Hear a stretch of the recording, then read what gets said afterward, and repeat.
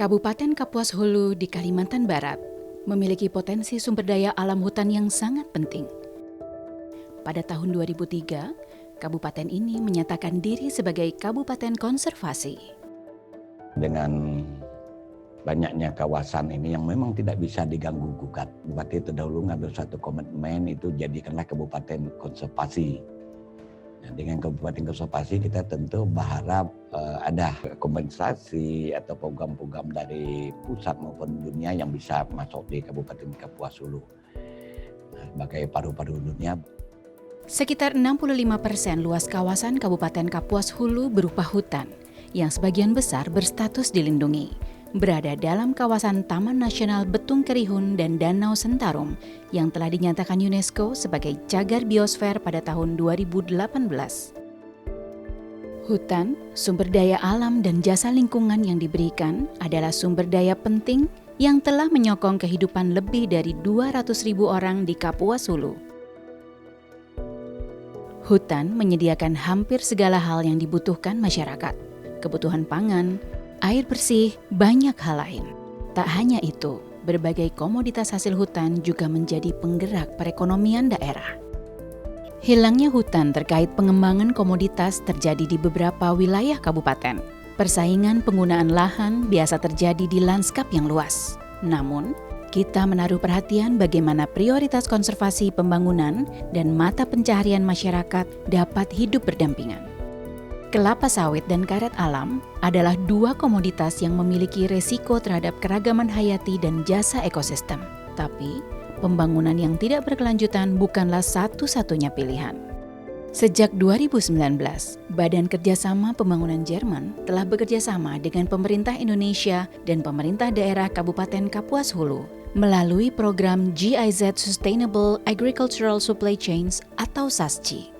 Program Badan Kerjasama Pembangunan Jerman ini bentuknya adalah kerjasama antar pemerintah ya.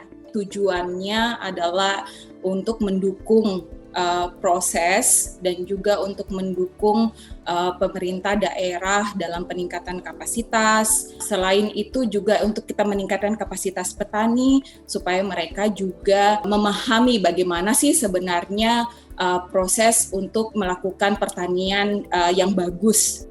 Kerjasama ini menerapkan pendekatan yurisdiksi untuk rantai pasokan produksi pertanian yang berkelanjutan, yang tidak memberikan dampak negatif kepada hutan dan ekosistem berharga lainnya. Pendekatan yang dilakukan oleh kerjasama ini adalah pendekatan yurisdiksi, yang dimana tidak hanya dari segi wilayah keadministrasian, tetapi juga semua multi-stakeholder dilibatkan, baik itu pemerintah, masyarakat, petani, sektor swasta terlibat, terus juga dia multi-komoditi.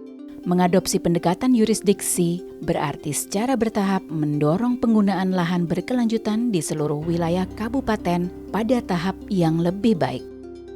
Dibutuhkan partisipasi lokal dari berbagai pemangku kepentingan, baik dari pemerintah, sektor swasta, maupun organisasi masyarakat sipil dalam pelaksanaan pendekatan yurisdiksi.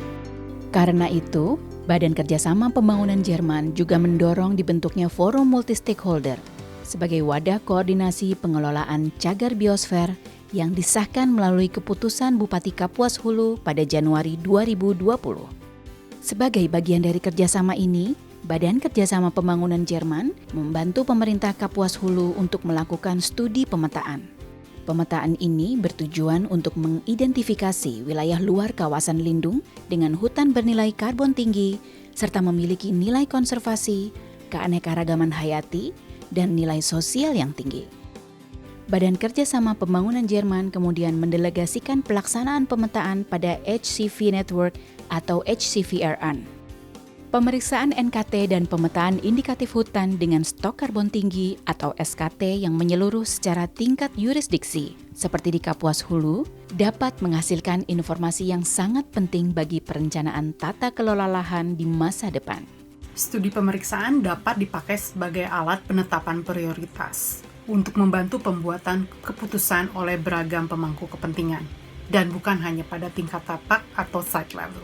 Ada beberapa pertanyaan yang bisa dijawab melalui metode HCV screening, yaitu di mana lokasi nilai konservasi itu berada, nilai-nilai konservasi mana saja yang paling rentan atau terancam, dan di mana letaknya, kemudian serta strategi apa saja yang dapat digunakan untuk mengatasi ancaman dan melindungi nilai tersebut.